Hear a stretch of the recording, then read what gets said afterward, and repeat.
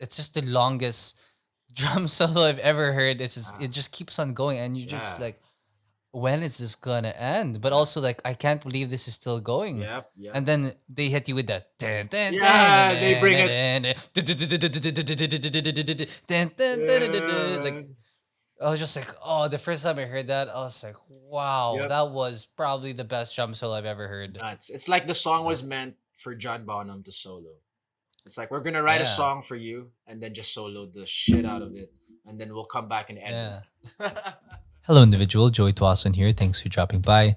If you're new here, this is a podcast where we sit down with people who utilize what makes them unique to create value for others. Today, I'm joined by Faisal Tabusalla, but I like to call him Mr. Flow. He's the drummer of the groovy band Basically Saturday Night, which has become the favorite of many music lovers here in the Philippines. He's also a certified fitness instructor specializing in the growing field of animal flow and rope flow. He's definitely a guy who moves to the beat of his own drum, and I'm sure that there's a lot that we can all learn from him. In this episode, we talk about achieving a flow state of mind, his experiences being in a band that is constantly evolving and experimenting, the fear of becoming a jack of all trades and master of none, and a whole lot more. Hope you enjoyed the show.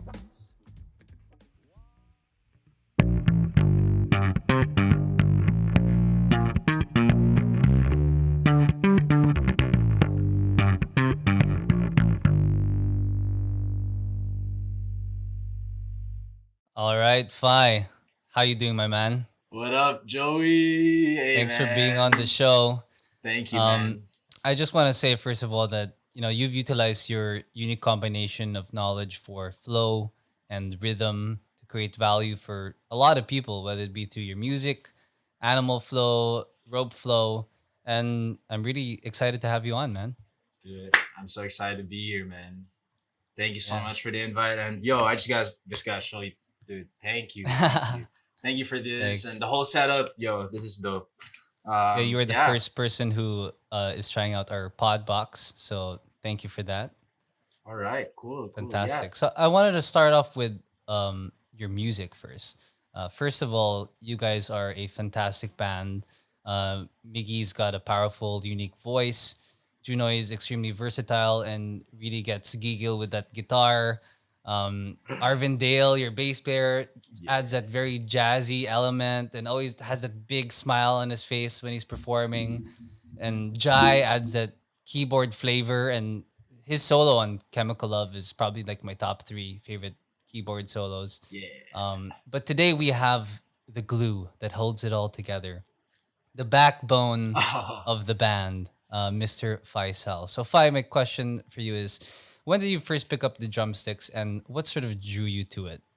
all right, man. So music and drumming is really special to me because more than anything, it's family. It's family, friendship, and genuine bonding. So I grew up in really gratefully. I grew up in a family musician. So my mom and her siblings, they had a band back in the day, and they would tour Asia. So cover band, you know. Really? Yeah, Oh, cover band. that's cover Okay. band. So that's how my mom met my dad in Indonesia. So long story Oh, that's short, cool. I grew up in a family of musicians. I really appreciated family karaoke, family jams, and all of that. So I picked up instruments early. Piano was my very first one, but there was always something about the drums that I liked, and I think it's because I had a tito and my cousin played it, so I always saw them playing it. I'm like, wow, that looks so much fun. And then, believe it or not, my very first teacher was Percussion Freaks of Time Zone. So the drum game in Yeah. Time Zone. Shout out to that if you guys know that drum game. So that taught me Yeah. because I You were just you go were that kid who would just hog the drum set for like 3 hours. right after school, straight after school. I go to Time Zone Percussion Freaks. I'm there for hours. So I started with that, and then I'd go to my cousin's house to pick up some real drumming. So I'd study with him, my tito, and it was so much fun. And Yeah. eventually formed my first band with, you might guess, Mickey G, my very first band in grade four. So that's how it happened. I picked Grade up 4. grade four, very Wow. first band. Yeah, yeah. So Is this um, Asylum not even or yet, no? man. Not even yet. So even So before Asylum, and we'll get to that, we'll get to there that. was a grade 4 band? Grade four band, man. Grade four Damn. band. Yeah, What we was the just what was the band? so Oh man, the name is a little bit funny, but so in Southridge we have this thing called the BIDORY Bidori list. So it means boys in danger of repeating the year. So it's like if you're not doing so well, Oh my god. if you're not doing so well, you're in the Bidori list. And we were just like, yo, what if we're the boys in danger of rocking you? Rock, Oh yo, it my was god. yeah, no, it was That's fun. hilarious. Grade school stuff, we just wanted to pretty much covered our OPM idols. So, kamikaze songs, bamboo songs, Right. orange and lemons. Yeah, OPM idols, man. So that was really fun. That's how it started. It's And interesting how you guys as a grade 4 band were covering the OPM songs though. Cuz usually like, you're growing up, you hear the international music, like you kind of want to copy that. So why do you think you guys like focus on the OPM stuff and at an early age too? yeah, honestly, it came out naturally, and I think that's mostly from our influences. So I grew up with my cousins a lot. They listened to OPM, and so did Miggy. His influence of his cousins and his family. He's the one actually who showed me to a lot of OPM, but even OPM that's like old OPM.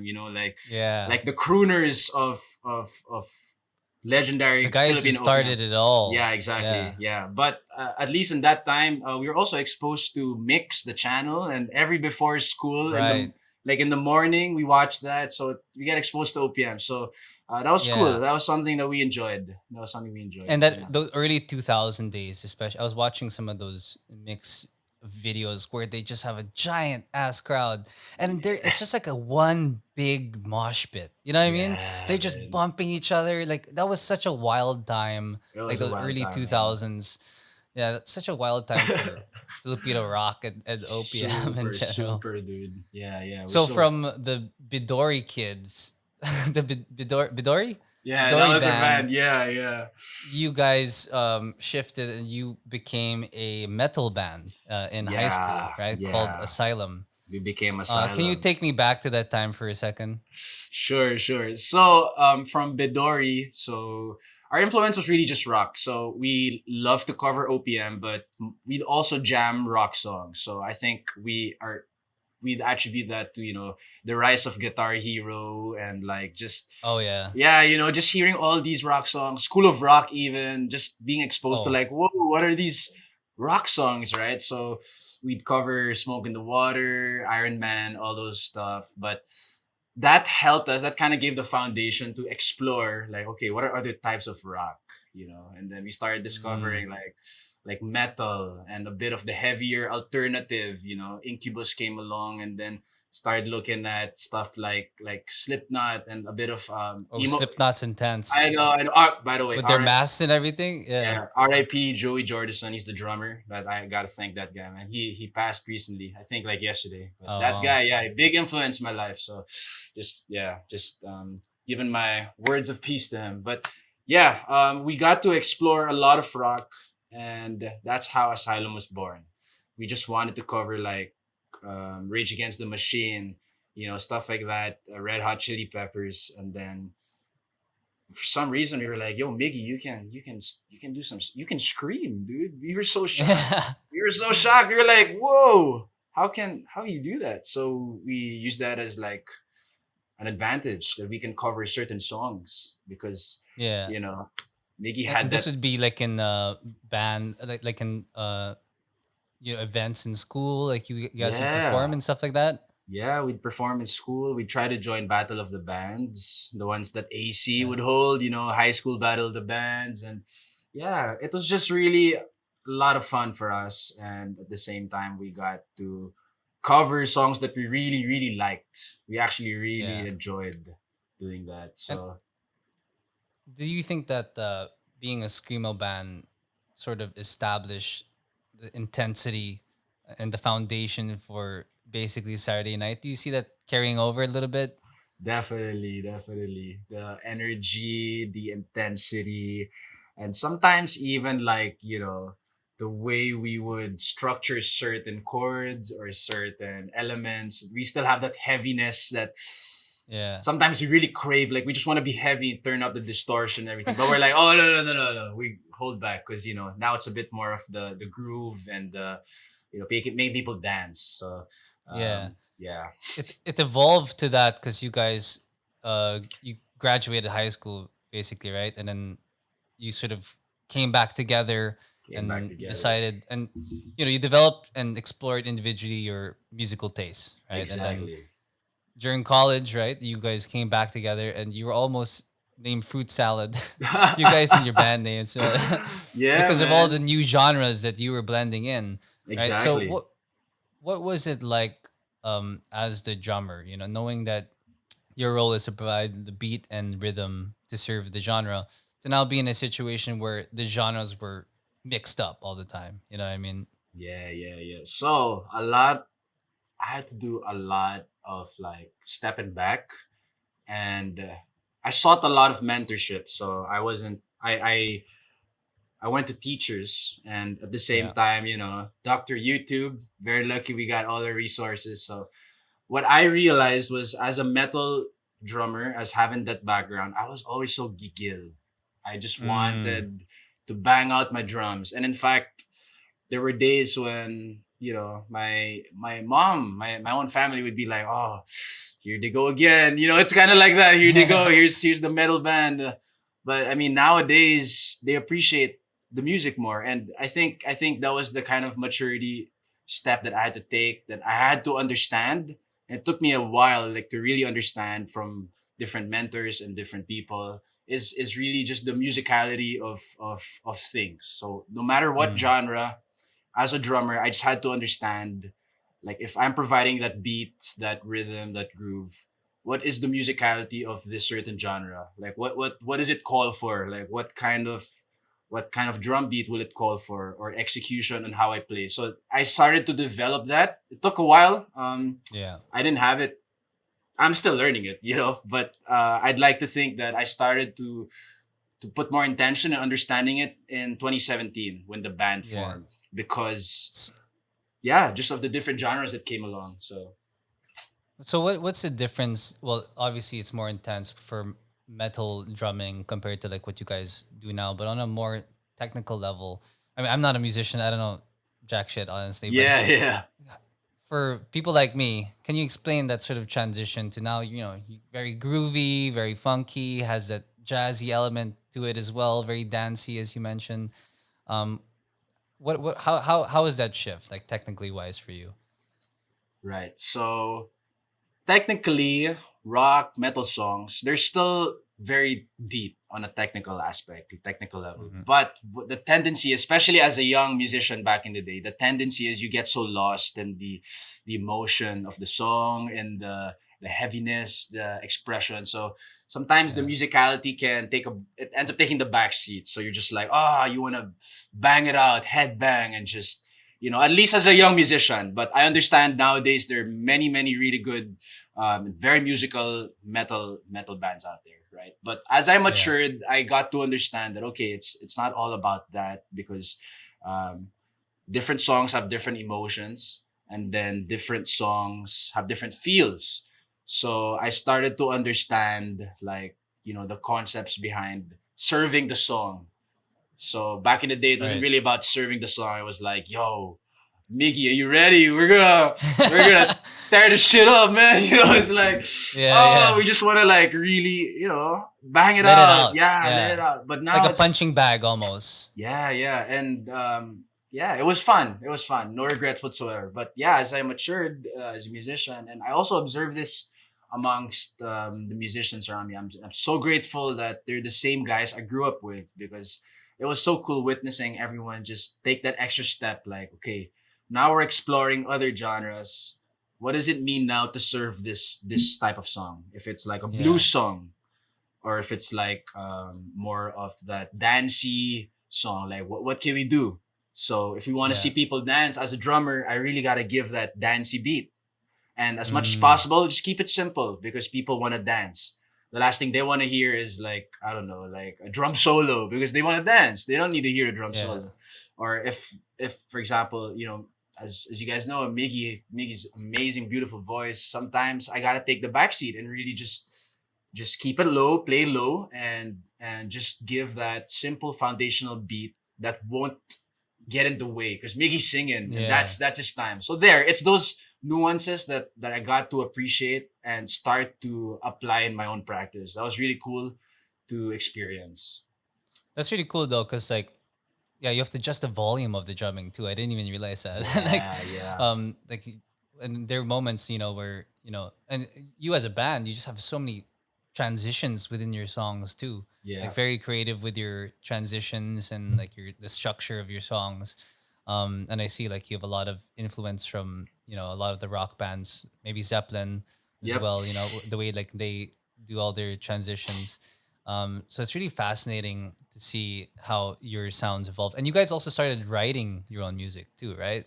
So Yep. you guys were cover bands. You started off with the OPM, and then you did the heavy metal. But then now it's like that movie. Have you watched Nowhere Boy?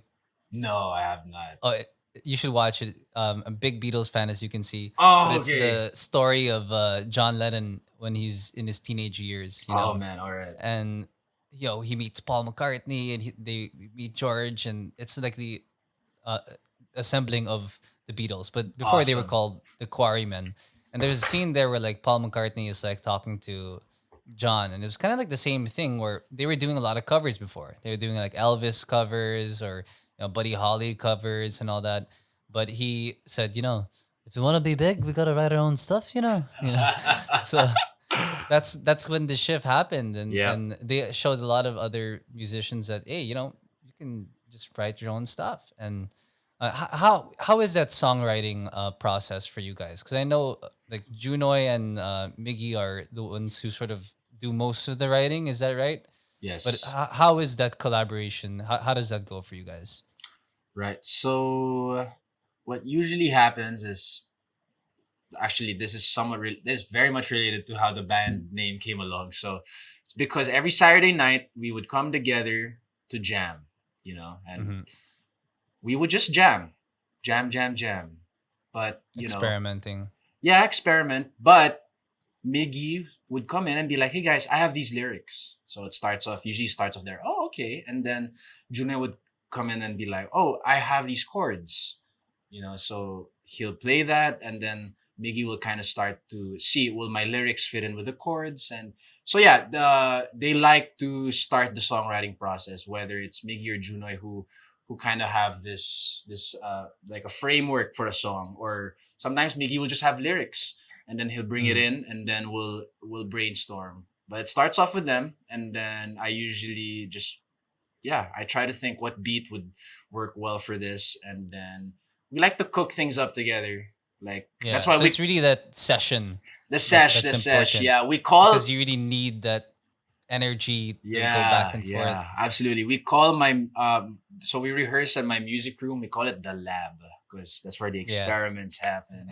That's why, yeah, well, you'll see some like we call it live at the lab or like recorded at the lab. Yeah, so we get together, we hang out. Sometimes we have drinks, sometimes not. Just get different sources of get a lot of input. We'll watch stuff together. We'll listen to stuff together. Sometimes there won't be anything. Sometimes someone will have something. Yeah, it's really just all Yeah. putting whatever we And you got. just sort of go back to it another lab session. Like you just sort of start the experiment, and then maybe a couple days you let it breathe. You Yeah, sleep on it, and then maybe somebody will think of something, and then you come exactly. back to the lab, and then you pound it out again. But how long does it usually take for like a song to go through that process and Right. it be sort of a finished product, or is it different for songs depending on the Yeah. complexity and all that? Most of the times different per song. Yeah, some songs, whoa, like really? That's done? Like that went by quick. Like just those moments, those magic moments where we're really in flow together and everyone's just having a good time, and then boom, sometimes we'll have one session, but a lot of Yeah. times, yeah, we'll really put more intention in it, especially in our older stuff. There was a bit more of that we were just so free. We just wanted to write and express, and whatever it was, boom, that's it. So now, as we're, I guess, exploring more music and maturing a bit more musicians, our songwriting, we're just putting a bit more intention now, especially in terms of the message we're trying to put out, or the feel. So that's very important to us because, yeah, that's a lot of the songs and influences we have. It's like if those songs give us that feeling, we want those same feelings to be able to. We want to give those same feelings to our audience. So Yeah. And you guys are growing individually as well. So for sure you want to try out some new things, you know. But do you think that because this has obviously been the longest you've been apart since man, probably your high school break, you know, from yeah. high school to college. So do you think that this break from each other will sort of bring back that new life, kind of like how you created basically Saturday Night from Asylum, or has this separation sort of done more damage to you guys creatively?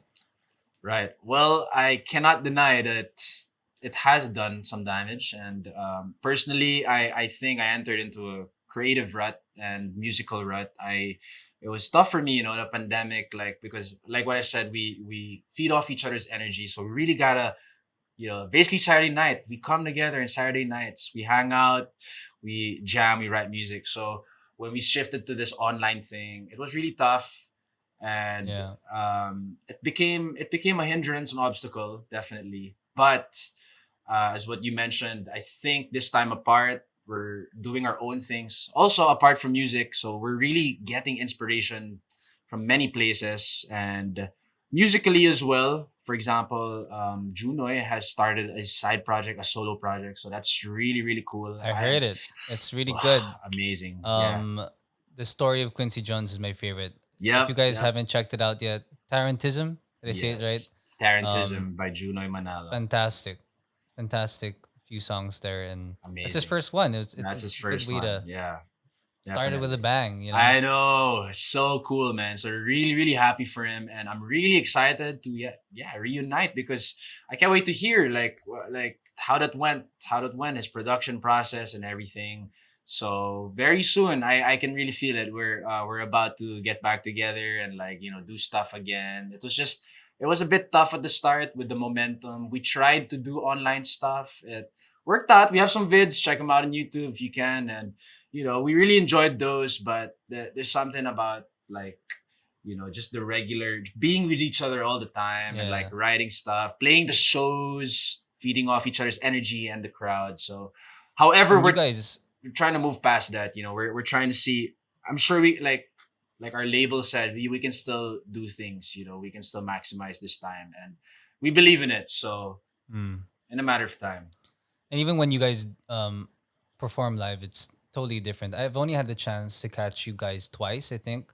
One of them was the Halloween one where you were Cal Drogo. Ah, you were there. Yeah, you were Cal Drogo, and the best though was Jai with Loki. He really looked like Loki. You Hands know, I down, was he like, nailed man, it. He nailed it. Yeah, you man. guys really rocked that session. And Thank I you. just remember looking around the room, and I was just like, wow, this is amazing because basically Saturday Night is like one of the few bands out there, or just I guess with the genre of music as well. It was so refreshing to not see girls twerk. You know what I mean? Because like it's just like I'm not against the twerk, but I'm a little tired of it. Yeah, yeah, Like yeah, choose a different dance move, women, please. But the your music, it's groovy. You know, people dance very classy. They go with the yeah. beat. Obviously, they match it. So it just adds a different element. It was just like it felt like I was in a different country. Like in fact, whenever I share your music to people and they're like, "Oh, this is really good," I'm like, "Yeah, they're from here." Their first reaction is, "They're from here," like it's just like you guys are sort of not out of this country. Like Yeah, you yeah, seem like an international band, but you are very local. In fact, you do have that OPM background, which I'll get to in a yeah. second. But before we get to that, I want to talk about the lab more. So when Sure. you guys are in the lab, how do you create that culture of honest feedback while maintaining the spirit of experimenting? Right, right. So, very grateful, very thankful that we have the Boogie Crew. So, Boogie Crew it started off with our really, really close friends, and they are our foundational support. They're the best support crew and the most loving dudes and dudettes. They're so awesome because they're always invited. to the lab, at least pre-pandemic. It's like it's a given. You guys can come, and they don't even Yeah. tell me na. They just come when there's a rehearsal, and they give the best feedback, and they help us have that kind of environment where we're super open to each other. Because yeah, it becomes a conversation. Like sometimes they'll just be like, "Oh, that's awesome," and then, parang, why don't you try this? Why don't you try that? So it becomes this kind of like open environment where everyone's expressing, giving good feedback. So yeah, that's we're That's super really thankful. cool. Yeah. That's like a brain trust, you know. I got really into this term called, well, this sort of practice called design thinking when I Mm, was in college, and they really talk about, the design process, and you come up with a prototype, and you have to show it to people. You have to mm. see what they think. You can't just be in the lab unless you're like the Beatles. Like, you can't just be in the lab and then just come out with the next, big thing. It's always good to have that brain trust, whether it be in Yeah. any field. I think like business, your personal life, but especially creatively, and for Mm. them to be there physically, not like a here's a link, bro. Let me Yeah. know what you think. For them to be there at your house physically and experience it with you and give you feedback on the spot. No wonder why you guys really have an edge Yeah. Yeah. with the Boogie The Crew. Boogie Crew, man. So, and even if, of course, they're not always in every rehearsal, but that culture, that environment was just nurtured, and it kept on going. So it was really cool. And up to now, we're very honest with feedback. So we really try to keep it that way, because we have a lot of different tastes, a lot of different influences, and it's just always nice to have that collective input coming Yeah. together. Yeah. And it's really cool that you guys started off with the jam culture. I think that's really important, kind of you guys I think have the potential to kind of be like the Filipino Steely Dan, because you Yeah. know how they what made them special was they had a bunch of musical Yeah, man. freelancers, A right? lot. I don't know if it was Steely or Dan who's only in like the first album, and then the rest of them he was just sort of orchestrating it from afar, Yeah, well, yeah. in close, but he was just orchestrating it. He was, You yeah. guys I think have a potential to. I mean, you already collaborated with a bunch of people, right? Over you have people jam with you a lot, Yep, right? yep, yep, yeah. Oh, thank So you, man. yeah, Those are awesome words, man. Steely Dan. They're a good influence. Yeah, yeah. They're a great yeah, influence. Steely Dan's fantastic, man. Really Wow. fantastic. Good. So roughly how many Saturday nights do you think? Because you started playing in the lab, you started jamming with the Boogie Crew, which wasn't then yet the Boogie Crew yet. Um, but how many Saturday nights do you guys did you put in before you had your first gig? You know? Right. Before our first gig. Oh wow. So this actually, it happened quite fast, in the sense that, so a lot of Saturday nights, but it happened in a span of, so Jan, Feb, March, April, May. 5 months. It happened in 5 months, because we really started jamming January of 2019, and Mm. then, oh sorry, no, 2017, and then for May was our first gig. So Saturday nights from then, I that was in my last semester, so I couldn't meet all every Saturday, but we tried Mm. as much as possible. And yeah, man, probably like 20 to 30. But it was mostly all jamming, and we didn't even know that, like, the first gig that we had, we were just like, whoa, is this our first gig? Like, it was kind of like that. Like, so we're, Pinch we're, me. we're official now, huh? Like it was kind of like that. It was like, we just wanted to bring the jam to, because we organized our first gig. It was in Miggy's place, and we kind of wanted our own kind of like mini Malasimbo. So Oh, we nice. had two stages. One is for DJs, and one is for a band setup. So it was in Miggy's farm, beautiful place, and it more looked like a jungle actually. So really had that vibe. DJs were playing, some bands were playing. So that was our first gig in 2017, and That's a wow, great first gig. it was. That's a great way to start it off. It was so fun, because we were playing for the Boogie Crew. So it was just like bringing the lab out into a jungle in Batangas, and then of course, like, we invited a few more friends, but they're Boogie Crew too, man, because that was just, yeah, that was just memorable. Our first gig, but publicly though, happened in July pa. Our first public gig. So from May to Mhm. July, we still kept practicing mga private ano And lang. this is like bars in Makati. Yeah, the public bar started in July. So roughly like 7 months of just meeting, trying to meet up every Saturday, and Yeah. then it became That's good. official. So it was just like consistent 5 months. Let's bang this out. And then well, obviously your friends acknowledged, the Boogie crew acknowledged that you guys were good. And I think it was a smart move to organize your own first gig. Yeah, And yeah, then yeah. it's really set up, it's like a launch almost of a product Yeah. or a service, It was I like, think that yeah. good way to launch it because that will stick in their in people's heads. So Yeah. fantastic. So I want to talk to you about the sort of push and pull that we've kind of had in the Philippine music industry, the push and pull between solo artists and bands. So, in my opinion, I'm just a little biased.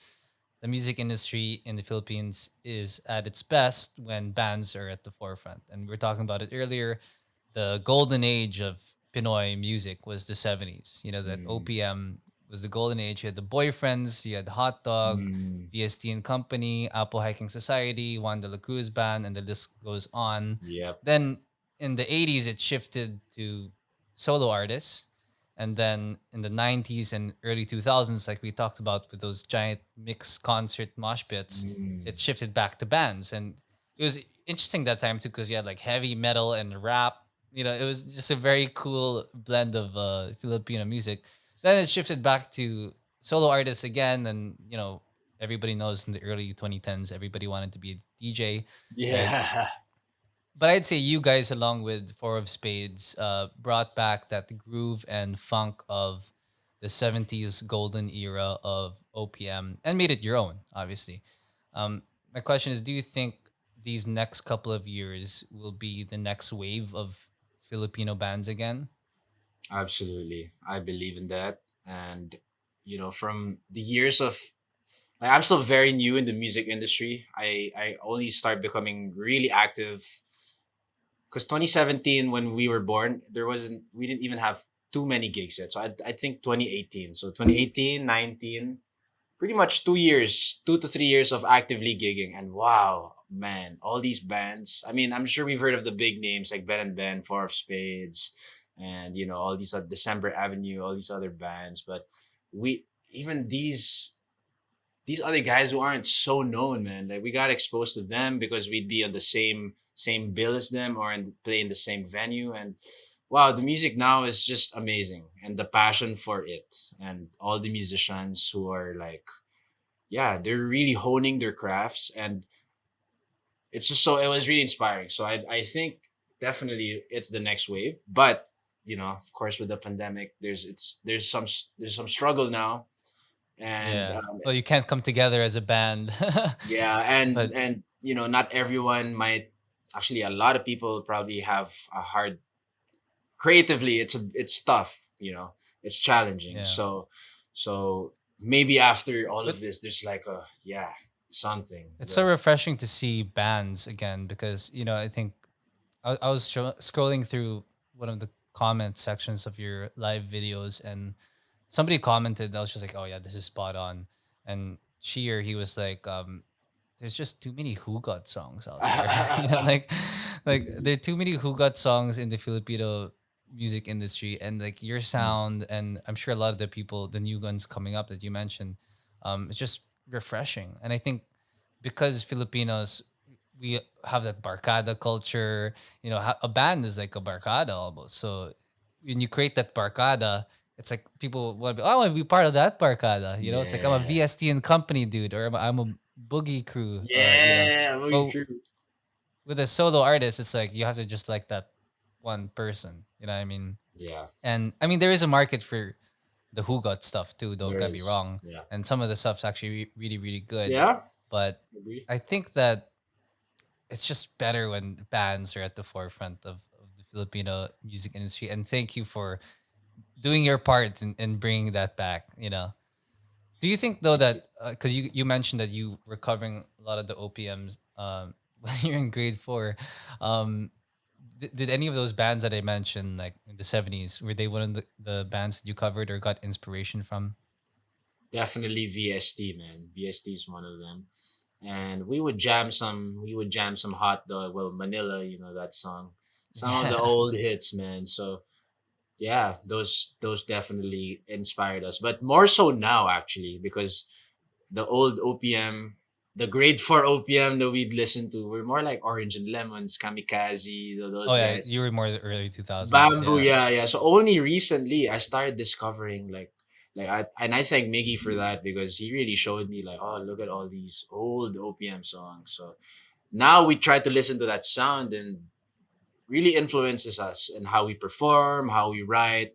We don't really have any Tagalog songs at the moment, but at least we get that influence of, the sound and how it makes you feel, the grooves, and they're just different, man. yeah. Those guys, wow, they're legends. Is that something you're gonna play around with, like adding Tagalog to your music? I mean, people have asked us many times. We're open to it, definitely open to it. Mickey loves to write in Tagalog as well. I know he has Oh written. yeah, Yeah, yeah, he does. He's good, man. He's good. He can keep up some verses and some really cool stuff, cool lyrics. So right now it's just more of like what makes sense for our body of work, or if we're yeah. gonna You don't put want to out. force it either, you know. Yeah, yeah. I think we're still growing right now with what we're writing. So I think eventually when we decide, okay, I think we're ready for that Tagalog song. Yeah, man. Well, Yeah, for sure, for sure. It's somewhere down the line. but you guys, after all those gigs and I remember actually trying to get you one time for an Enderin event, Yeah. and I was like, this is like when you guys started, and I saw your rate. I was like, oh wow, yeah, that's not bad, you know, like, that's a Alabang price, you know, but it's and that was the start of your career, so obviously it probably is a lot more sustainable, although not now, obviously, Yeah. but you know, was it something that you guys really thought that okay, this could be a main source of income for us, or was it always sort of like a side hustle kind of? What was your mindset with that? Well, we always knew that somehow, at least as BSN, as basically Saturday night, like it couldn't just be that. But we also believe that music can still bring in income. So for example, we agree that, okay, if we're gonna do music, like we can do other projects. Like we said, guys, like there's no need, like we're not tied to BSN, okay? Like you Yeah, can collab with other artists, you can do your own stuff. Like we always had that agreement because yeah, we're like, yeah, if you're gonna live the life of musician, there's that hustle element, right?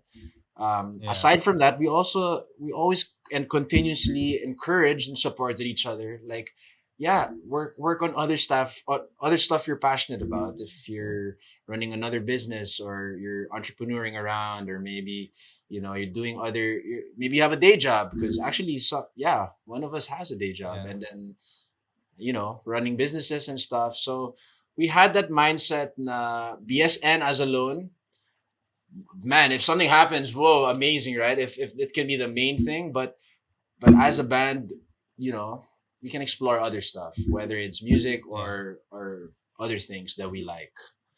Yeah. yeah. I think that's important because then you don't want to set like the expectation of we're a band, and if you play with them, then you're not part of our band anymore, and all that. Like you Yeah. watch all the movies where like bands break up and stuff. Like you guys really seem to have it. Your close knit family. Yeah. Um, In fact, I was watching like I like all the rock movies of the recent days, like Bohemian Rhapsody and Rocket Man. But have Yeah. you seen The Dirt on Netflix? No, I haven't seen the dirt. I Have should see you? it. But you know of Motley Crue. Yeah, man. Yeah, yeah, So yeah. yeah, they're this band like in the '80s, right? And they're like hard rock. But what's nice about their hard rock was, it was like borderline punk rock and metal, but also like regular rock. And it was nice because you could still hear the lyrics, but it was intense. You had the singer Vince Neil who could really belt it out as well, but you could hear what he was saying. Yeah. And that movie, you have to watch it. It's fantastic. It's the director is the director from Jackass, Oh, I see. and he obviously wanted to prove to the world, I can make a serious movie too, and he lived in that era. He lived in the 80s in LA, so he saw everything that was happening, and he really captured the era. But yeah, even with that movie, like you see how egos get involved, and you know the roles in the band, who's writing this and that. But it's really nice to see you guys very close knit and still jamming. Yeah, man. This is the brotherhood, man. We're grateful talaga that, yeah, super grateful that we understand each other. And we grew up together. Most of us, we have some new members, but we're just like Arvin, we're just like, dude, you're like, it's like we knew you since ever. So parang we're Yeah, just all, yeah, we're tight. We're tight. And we understand each other, yeah. I mean, it doesn't mean that we have been in conflict, of course, yeah, it's happened. The drama really is always there, but yeah, as long as we work on understanding and then, yeah, yeah. communicate. Hash it out. Yeah, that's it, man. But I feel like you guys are the type of friends where you could just tell tell them what you feel. Yeah, Like say what's on your mind because they're super. like my dad always told me like when you're doing business, but you guys anything creative I think applies too. Yeah, You can work with your friends like. And a lot of people say don't work with your friends because yeah, if something bad happens, the relationship will be ruined. But he was saying my dad was telling me like you just have to choose the friends so we can just be like, yo, dude, what the heck? yeah, Like what's up with this right now? yeah, You have that candor, that open yep, feedback. yep, yep. So it's really great. Um, you guys really took off though when Wonderland happened, right? Whoa, yeah. Can you take me back, like walk me through that Wonderland experience? Wow, yeah. So Wonderland, wow. It started in a Saturday night jam session, and we had been fans of the music festival for a while already because I think we had gone the last, like, so this is 2017. I went 15, 16, 17. So I went like 3 years in a row, and my buddies were also going because it was a fun festival. You get to see local acts and international acts. So, and people would come to hang out. So I remember being with Miggy in Wonderland 2017, and we were just like, hey man, maybe we can play there next year. So, and then this was, so the band was already jamming, but we Hmm. hadn't had our first gig yet. So we were just jamming. Like, imagine if we play here next year. So fast forward, jamming, and we started having our gigs and everything. And then Wonderland released that they were doing their competition again. They do it Hmm. yearly, and it starts off with submission of an entry video, and then some process, some competition happens with some voting, and then a live battle. So we went through the whole process. At first, I was just like, yeah, what the heck? Let's just go for it. Let's just, yeah. And then, And did you guys like know that we got this? Was there a certain point you're like, oh, we got this? Was it from the get go, or was it tough competition? it was tough competition. They were really good musicians, really good bands, and some of them are good friends right now. So, yeah, shout out to those guys because they pushed us because we were the underdogs in a sense that we had the lowest following. So, we were the Mm, newest band and the lowest following. And then we were like checking out or scouting our competition. We're like, oh wow, these guys have been around. They already have a following. They already have songs on Spotify. We didn't even have songs yet at that time. Until that's why we kind of like, oh, we gotta release something. That's how kind of Cam Love was also put out because that was kind of in at the same time that Wonderland happened, the whole competition. So yeah, it was like we got this in a sense that we're gonna have fun and we're gonna show them who we are because we're just these guys who hang out and like to jam out, and we just wanted to like show up. So we had that confidence, but at the same time when we came there we're like, whoa, like these bands are really good too. But Boogie Crew, man, Boogie Crew gave us the confidence because they came all the yeah. way. So I think our gig was in somewhere in Ortigas, dude. So man, they came all the way, and for the underdogs to have the least fans, we had the most in attendance for the Oh battle. wow, The live battle, it was insane. They were so loud. And we were just like so wow. ecstatic and so excited to play and There to it is just again, the boogie crew I again. know, and we were just like, guys, this is just like the lab, but we're in a battle, and our friends are there. And we're just like, oh, it was so surreal. So it was so much fun playing in that battle, and Yeah. yeah, It's like we you had a home court advantage with the, when you play in a basketball game, like that yeah, home crowd really is exactly. And it important. wasn't our home area. It was like the north, man. We're like from the south, Yeah. so we were so grateful, Yeah, talaga. it was like you went to a road game, but you had more home fans in the Yeah, stands. we were so It's like, lucky, dude. Super lucky. So yeah, we played the battle. We won, and we were just like, "Whoa, this is it. We're playing Wonderland next year," and and the actual concert was phenomenal, right? was phenomenal, man. It was amazing. It was just we couldn't believe it. We got to play side by side with like FKJ. I mean, Oh wow. yeah, we got to see it. We saw him backstage. Saw Daniel's. We met Daniel Caesar. Oh wow. Well, Yeah, yeah. We met Four of that Spades. was a good There's lineup. yeah, Ben and Ben, Four of Spades. Oh wow, it was just our first experience also of being in that kind of environment. It was just really inspiring more than anything. Yeah, very It inspiring. really put you guys on the map. Put us on the map. Yeah, I think outside of the boogie crew, it probably put you guys on the map a little bit more.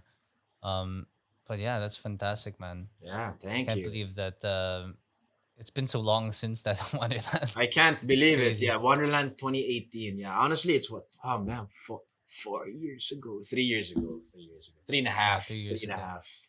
Wild, wild. It's been long. Yeah, yeah. So who are some of the drummers that you have personally been inspired by? Was it Phil Collins? Was it Ringo, John Bonham, Miles Teller? You know, which one? Which are the few that you really adopted the style from and made Yeah, your yeah. own? Yeah, really, that's a really hard question because I have a lot. But if I were to pick or rather pinpoint just like some key guys, just key meaning like without them, I probably wouldn't be drumming, like that kind of thing. Mm, So I'd start off with, of course, my family, my cousin and my tito, those guys, my OG idols. They're the ones that I really grew up watching. And whoa, those guys got me on the sticks and the kit. But aside from them, OPM legends, drummer of Bamboo, his name is Vic Mercado. That guy was just insane. mm-hmm. Really like that guy. And then when I transitioned into metal, I shouted him out earlier, drummer of Slipknot. Whoa, Joey Jordison. That guy got me hooked to metal and got really into it. And when I, Great name too. yeah, I know Joe. Yeah, no, good. Joey J. Yeah, yeah. But aside from that, when I transitioned more into like the groove, playing pocket, playing jazz and blues, I'd like to think there's this guy Bernard Purdy. So he's actually one of the legends. Yes. Like I think he's the one of the most recorded drummers in the world, or rather the most recorded. I think he holds the title. He's been on so many albums of so many big names, and he was the guy to really like if you look at his videos on YouTube, he's like he was one of the guys who developed and adapted the style of making your drum set sing. He would Mm, make it sing, and people could watch him and just him and the drums, and not you wouldn't need like a band because you can really feel the kit singing and all of that. mhm. And I think that his playing really helped me understand, oh wow, the drum is also an instrument, because for like my biggest misinterpretation of the drums before is yeah, it provides the beat. There's no notes, Mhm. right? You play guitar, you play piano, there are notes. But in fact, he was saying like if you listen to the drums, they do have notes. There is a tone. Mm, There's a tone. You'll hear the tone of the snare or the kick, zoog, zoog, and then they can yeah. sing. You put them together and they can sing. So I was just so more than Mind like yeah, blown. more than his physical legendary status. It's the philosophical approach to it that for me really got me like boom. I got this is for me my whole life because like he gave life to the art of playing drums. He gave it more life rather. So Yeah, yeah, and the drummer is usually the one who you're furthest from the crowd. You're usually yeah, in.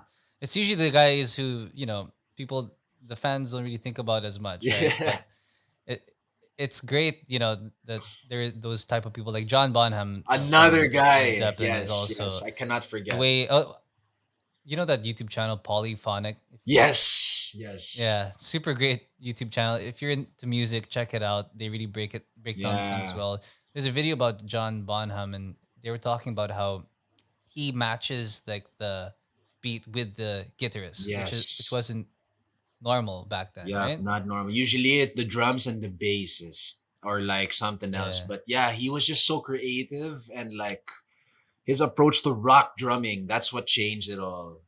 His approach to rock yeah. drumming was just so different and so unique. And yeah, how I cannot forget John Bonham is also one of those guys. So yeah, that guy. And his solos, like, my God, the Moby Dick, Dude. that song. If you haven't heard it, check it out. And that it's just the longest drum solo I've ever heard. It Ah, just keeps on going, and you just yeah. like, when is this gonna end? But Yeah. also like, I can't believe this is still going. Yep, And yep. then they hit you with that Yeah, they bring it. like, Yeah, man. I was just like, oh, the first time I heard that, I was like, wow, Yep. that was probably the best drum solo I've ever heard. Nuts. It's like the song was meant for John Bonham to solo. It's like we're gonna write a Yeah, song for you and then just solo the shit out of it, and then we'll come back and end yeah. it. Like, I think Ringo only had one solo, like in the Yeah, entire Beatles. I think it was like in Abbey Road, in that sort of medley. He has yeah, that yeah. one This one. drum solo, fantastic solo. But I was like, wow, that was Ringo's only chance of showing what he's got. Yep. But yeah, those guys, man, like when they go into the solos and just the focus of maintaining that tempo, because like you said, you have to serve the song. It takes a lot of focus, and you Yeah, guys, I know too. Like when you're in a band, you really get into that flow state, yeah. and you're a big advocate Oh man, of the flow state, right? huge, So can huge. you explain to the audience, um, you know, your definition of flow and what it's all about, first of all? All right. Awesome how we got the flow. Yeah, man. Flow. Whoa. Flow has been a big part of my life. Yeah, and I'm still trying to understand it now. But more recently, so I ever since I started to get into flow practices, different flow practices, drumming being one of them, and fitness as well, and mindful movement, and even meditation and breathing and all of that. I just wanted to understand what it really was. So I had to research, and I bought a book. It's called Flow. So it's about, yeah, funny, right? So That's the it's, one with the German guy, right? With the super long yeah. name as the So author. Yeah. yeah, so I got it over here. Just want to show it.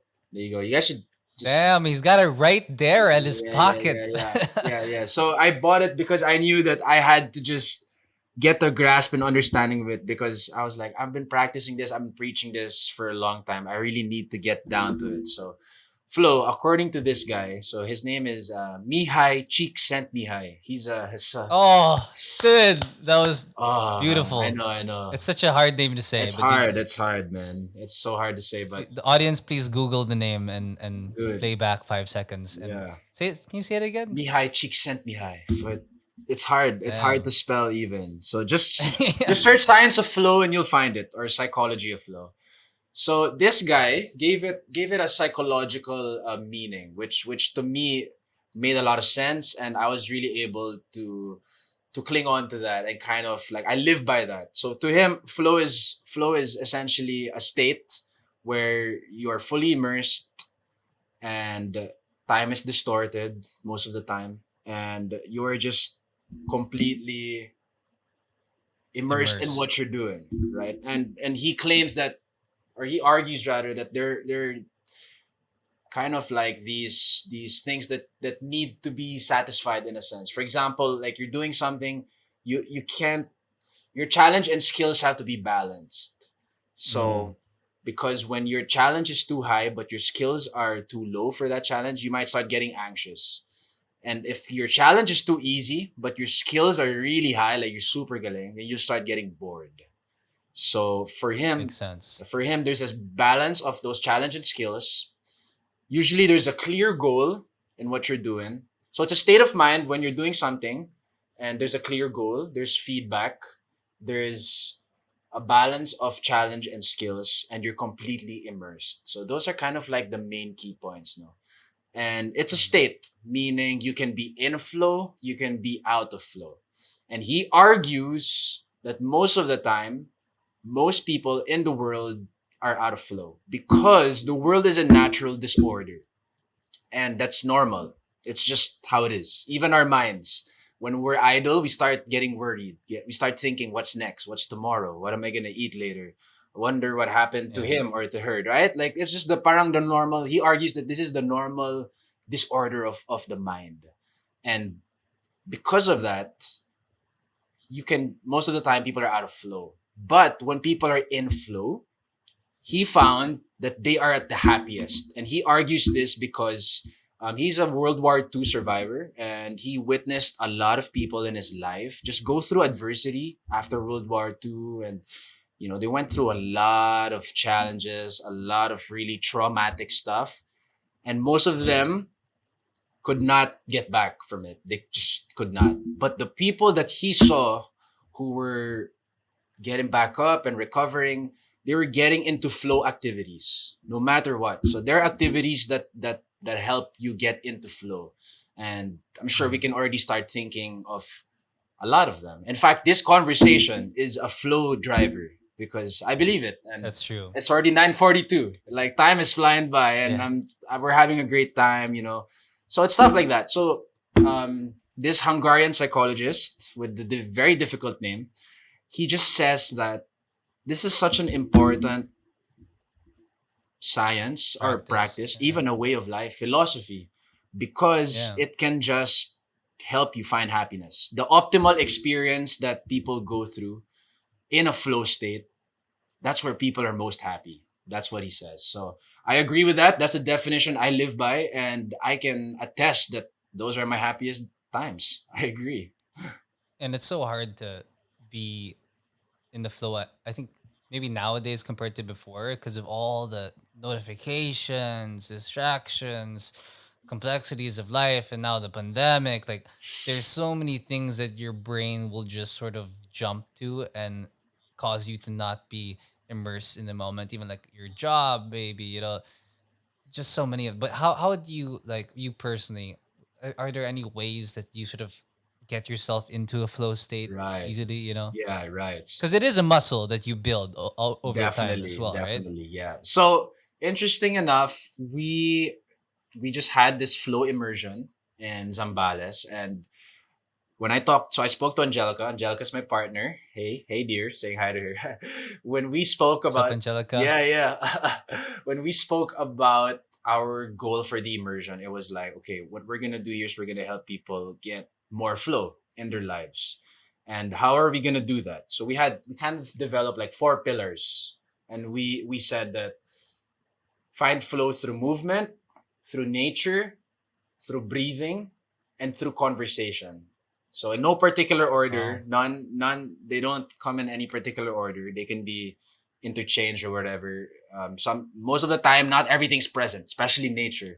Nowadays, not everybody is in nature, right? So Yeah. we said that because those are really big flow drivers, as we've experienced, as what Csikszentmihalyi would say in his book, and as what we saw unfold during our immersion. So movement, there are many types of movement that can get you in flow, but not all can get you in flow. And I speak because I have tried so many kinds of movement, and for as long as you put mindfulness into it and intention, it can get you in flow. So, but Yeah. there are movements that might be easier, that will be easier in doing that because you're forced to use the your brain. You're forced to think while moving.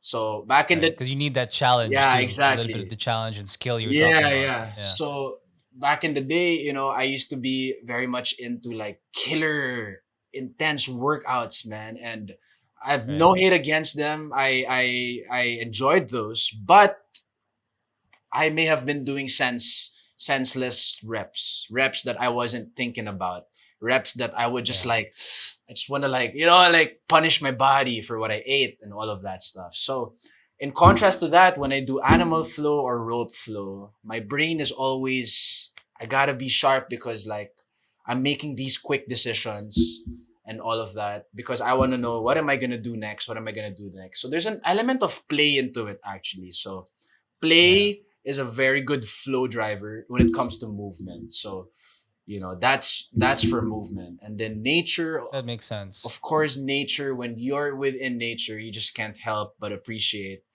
the little things, right? Especially now. So when you're on a hike, when you're on a trek, or even when you're in the beach, right? Like even the most addicted person to the cell phone, if you see a beautiful sunset, you'll take a picture, but Yeah. you gotta put that down and you just gotta look Yeah. eventually, right? You just gotta be like, wow, this is beautiful. And perhaps for that moment, you're in flow.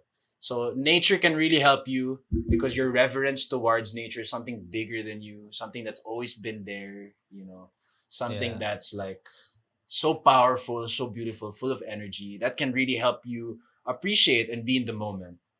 So that's nature.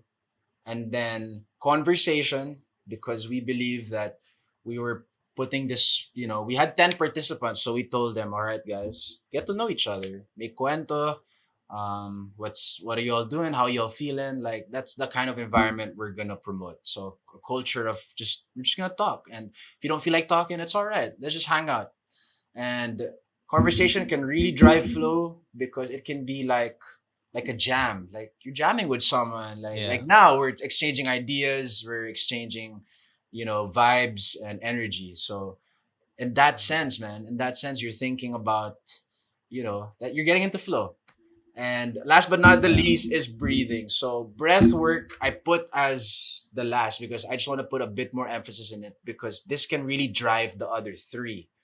Because as what I told Mm. people in our immersion, every time you feel like you're out of flow, something is distracting you, the most accessible thing is your breath. And hands down, you can access it anytime. And we gave them certain exercises that can kind of help them just get in flow. Some couple of breathing exercises. So we highlighted that, and then during the whole immersion, we were doing different kinds of breath work, and then yeah, man, it was just so nice to see people get in flow in their own way. Yeah. We weren't, It's so interesting that you have introduced the philosophy of flow as well within your programs yeah, and your workouts. I think that's a big factor. Otherwise, you go to a gym for what? Yeah, to get some biceps but you're adding a whole philosophy class to it as well. yeah, So I think that's a lot of added value for the sessions that you conduct. And just so people know, um, as you mentioned before, you tried a lot of different physical activities. And when I first met you, you were huge. Like you were just massive.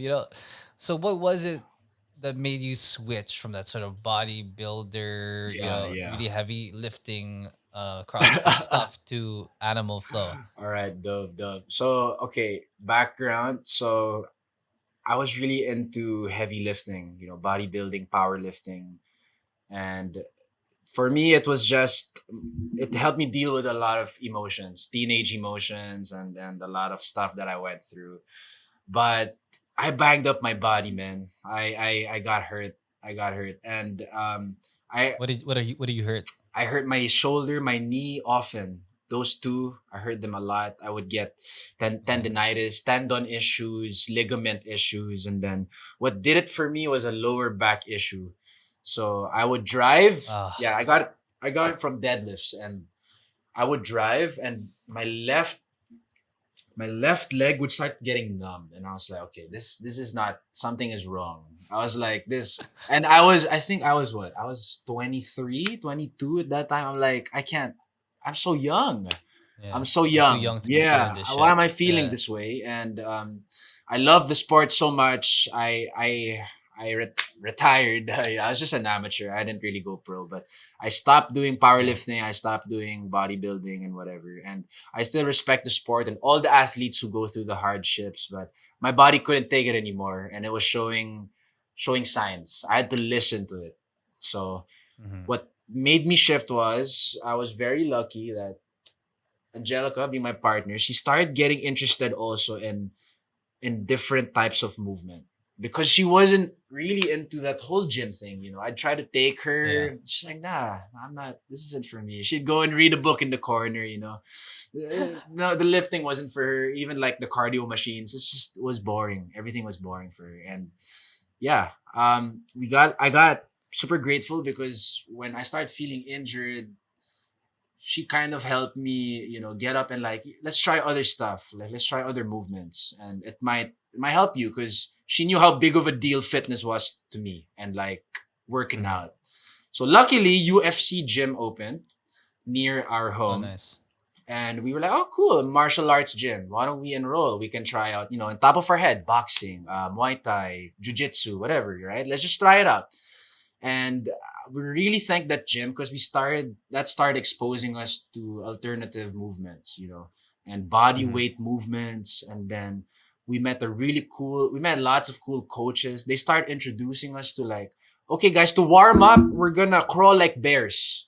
Boom, boom, boom. Or we're gonna walk like a duck. We're gonna do Yeah. some crocodile crawls, some spider. I'm like, Mhm. what is this? Now you're coming from that squat, bench, deadlift, bicep curls background. Yeah. I'm like, suddenly we're going to the ground and we're playing. I was like, we're playing. Yeah. Like, what is this? But I'm getting a workout, and it feels good. And then I started feeling better in my body, from being banged up, from being injured, and be But you're still getting a full on workout too. yeah, That's the thing. yeah, You're still building strength, yeah. And then, right? and at the same time, so that was happening to me simultaneously. Angelica, from being a certified couch potato, that's what she calls herself, she was really enjoying it too, and she started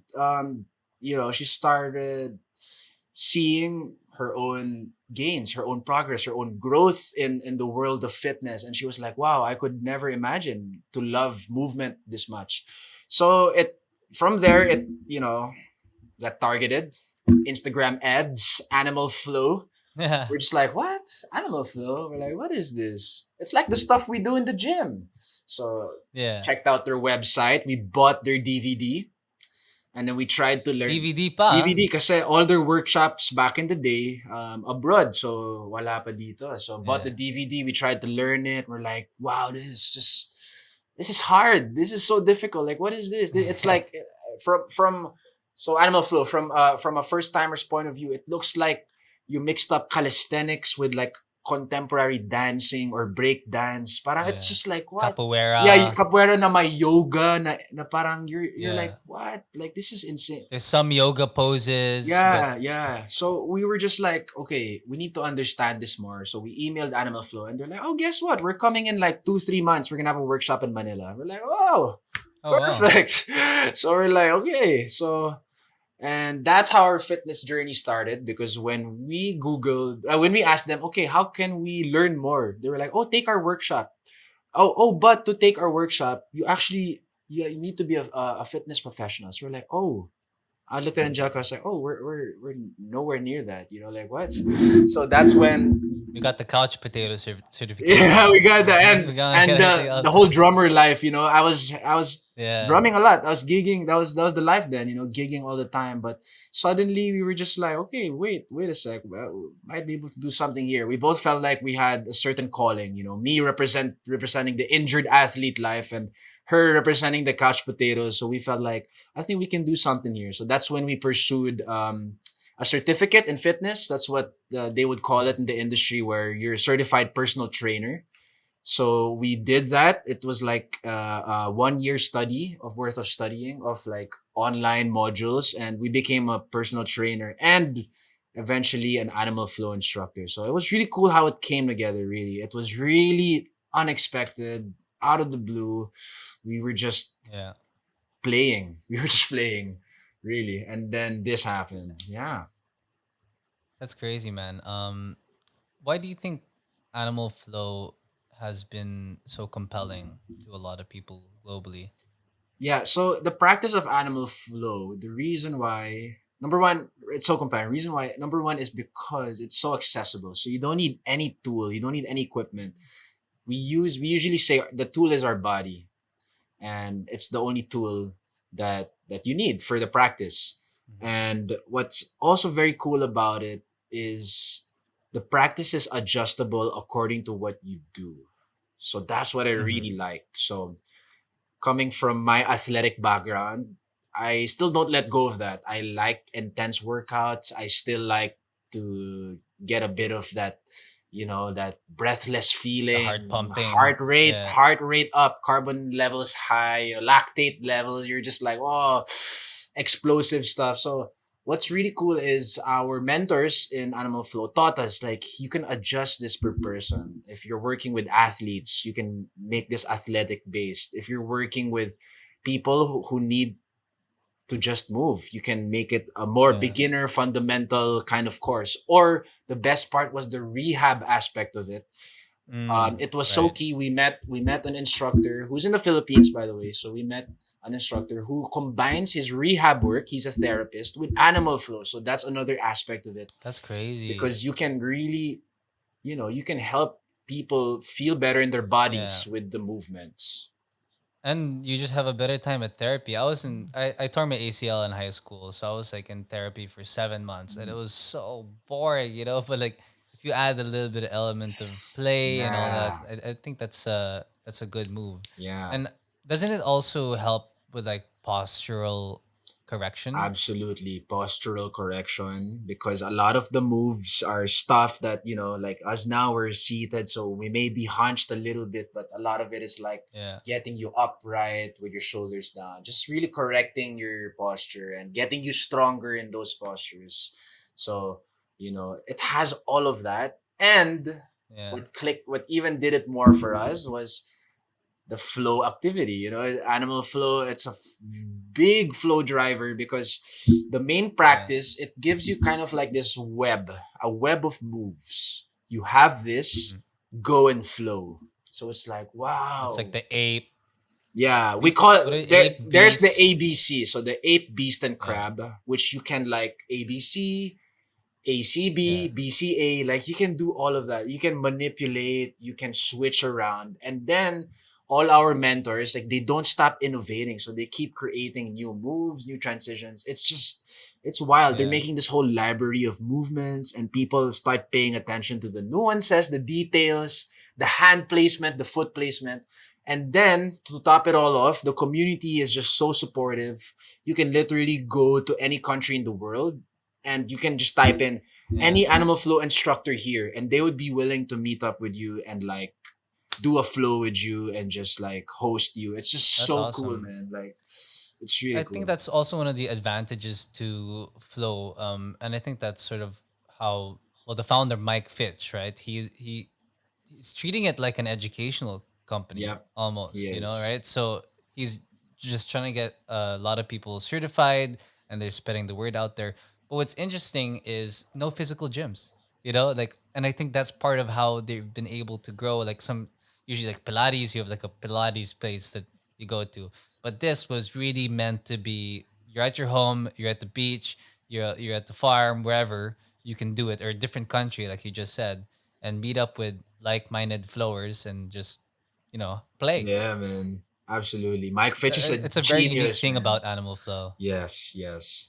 And he had the same problem as you, the founder of Animal Flow, sort of had the same issue with you, right? Where he was just banged up, and dude, he looks buff as hell, and he went through, I'm sure, a lot of rigorous stuff growing up, but yeah, he just went like same problem, and it's not really talked about a lot because when you're trying to get into fitness, you're gonna do squats or you bench press and these sort of movements where you don't do it ever again. You know Yeah. what I mean? So it makes sense. I remember the first time I stumbled upon, um, well, Ido Portal. I was like, I don't know if Yeah. is that considered animal flow as well, So or is that just different type of movement? yeah, so eventually, even Mike Fitch will say eventually the lines are gonna blur. They're already starting to blur, but Ido Yeah. Portal is just a little bit more unique because for him he calls it more parang movement culture. And what he Mm, does is it's a bit more of a capoeira influence. There's a heavy of the capoeira influence and parkour but he's also added, yeah, parang his own different ano na rin, his own different influences. And he Flares, didn't he yeah. didn't really brand it as like, oh, Ido flow or Ido portal flow. Like for him it's like, yeah, come see me here. I think he's from Israel, so come see me here and let's move. Parang movement culture. Mm. Like you can, Yeah, it's like a retreat yeah, yeah, almost, yeah. right? You Like you join, yeah, kind you of join his program. You kind of stay with him for a while, or like you stay in a place nearby. So it's not like, yeah, like it's not like a brand or anything. But now I think they opened up recently. Parang you can do some online training and stuff, which is really cool, okay. really really cool. So it's a bit different, but I would say that they're still very much connected and they influence each other because Yeah. they both have very big on that flow aspect and natural body movements. So Yeah. I wish I knew about flow like while I was still playing basketball because the way that it strengthens your body, improves flexibility and mobility. I think, and also for recovery, like you said, it's just a phenomenal way to do like, well, active rest in a way, yeah, but also you're you're training your body to move differently because I feel like, look at Dwight Howard or some of those NBA players who just have giant ass shoulders. They can't shoot. yeah, Their arms just Ben Simmons. They just get stuck up there. So it's really cool to see your like bodies move creatively in that way. Actually, that's one of the things that Ido Portal, when I was watching one of his videos, it kind of blew my mind where he was like saying, um, you actually have to set limits and rules. You're not just jumping around like an ape. Obviously, yeah. there has to be rules and set things. And he was giving an example where he was saying like, if you tell someone, like someone's standing right in front of you and you stick your hand out, and you say try to avoid my hand, 9 times out of 10 they're gonna go like that. They're gonna move to the side, Yeah. right, and move their hip to the side. But he says, okay, now you're not allowed to move your feet. So what Ah, happens? Like as the thing is coming, as the hand's coming to you, you have to like move and get yeah, yeah. He's like creative moving and his like, go yeah, doing around. that stuff. Yeah. Yeah, So the whole idea of adding creativity to workouts, I think, is fresh. It's new. I think that's also why globally it's getting a lot of recognition because, like you said, it's play, it's yeah, fun. man. Grab it. It's The what do you call this? The essence of play. And even in Animal Flow, they taught this to us. Parang it's scientifically proven. Animal kingdom, most animals learn their life skills through play. So mm, with that element, if you keep that in the workout, it's like the working out is suddenly becoming a life skill. Cause parang it's just yeah, play. It's just like, yeah, cool, cool. And then the brain is having doing all fun. kinds of things and suddenly movement is suddenly more of a life skill rather than a chore of a workout, diba? Parang, oh, I'm gonna work, I'm gonna Yeah, exercise. But now it's just like, oh no, it's just how I move. Parang boom, yeah. So really cool yeah, stuff, that's man. crazy. Yeah, really, really cool. It's some mind opening stuff, man. The philosophy of it And all. the fact that it gets you into the flow state too, I think that that'll really help with mental health. Uh, Yeah. Issues or problems that anybody might be dealing with. Because as you said, when you're in that flow state, you're really just in the moment. So you're not bothered about your anxieties and all that. Yeah. So the fact that it has that layer. I mean, you can get into flow in basketball. I've gotten into flow in basketball. Definitely. I've gotten Definitely. You you can. have to golf. I think is a really good one too Yep. because you're in Absolutely. nature, Yeah. Yeah. you know, Yeah. and you need a lot of For focus. sure. For sure. But other sports, I feel like it can get a little hard, especially for me. Just going to the gym, Yeah. that's just it's very hard for me to do, or even jogging. Like jogging for me is like Yeah. why jog? Yeah. Like, Yeah. but it seems like a very interesting type of workout. And the other thing too is the intentionality with your movements, right? Because you really have to be intentional when you move in the flow in animal flow. Um, did this habit of practicing intentionality sort of leak into other areas of your life? Absolutely, man. Absolutely. And actually, I want to relate it a little bit to what you said. Like, yeah, because parang, yeah, from the get go, like when you see a lot of other activities, like there are going to be activities that are more flow drivers than others. And some Right. might be like, yeah, they might just be like flat out boring or they make you miserable, you know. But what I read from this book and the flow book, parang he highlighted a lot of events where people even in like the toughest conditions, man, meaning they were in concentration camps or in prison cells or in isolation. They found flow there. And it's Mm-hmm. really cool. It's really cool how that sense of intentionality, it can really be carried to all aspects of life. And it's really going to be up to you. And usually, of course, it's something that you enjoy doing. But if it's not, if you're in a place where parang it's not exactly that something you enjoy, it's like Yeah, that you don't naturally sort of just get into a flow, because I feel like there are things that you just sort of naturally get into a flow yeah, individually. yeah, Like if I play basketball, 9 times out of 10, I'll yeah, get into a flow state. For you, it might be the drumming. yeah, the drumming, even running, man, running can get me in flow. So it really depends, no. And what's cool is I wanna give a shout out to these guys because they're doing really good work on it. They're called Flow Research Collective. So I don't know if you've heard of Mm, them. They're a group, and they help people get more flow. So they have a podcast as well. You should check them out. But they essentially, nice. they a lot of their work is built from the psychology of flow of Csikszentmihalyi, and they really value the fact that if you practice flow as much as you can with stuff that you start out first that you like, you can really bring that kind of lifestyle with you. And I In other other areas, areas, and yeah, I guess I was, and in other areas that you might not like. yeah, that you might not like. And I kind of experienced that recently because I had to be in isolation for a while, so I was just like, all right, I'm gonna be stuck here for 2 to 3 weeks, what can I do? So parang this is when I had to start getting creative. And the thing that flow does for a person is the more you practice flow, the more the little details, is those nuances of an activity can mean to you. If you want it to mean something to you. Because Hmm. essentially, diba, you want to block off distractions. But let's say you're doing an activity, and then you're like, okay, at this moment, this is important, and therefore all of its details are important. Then that's when sometimes, like, an activity that's not super enjoyable or fun, that's when you can start putting flow into it. If you're able to kind of Hmm. see the details, the nuances.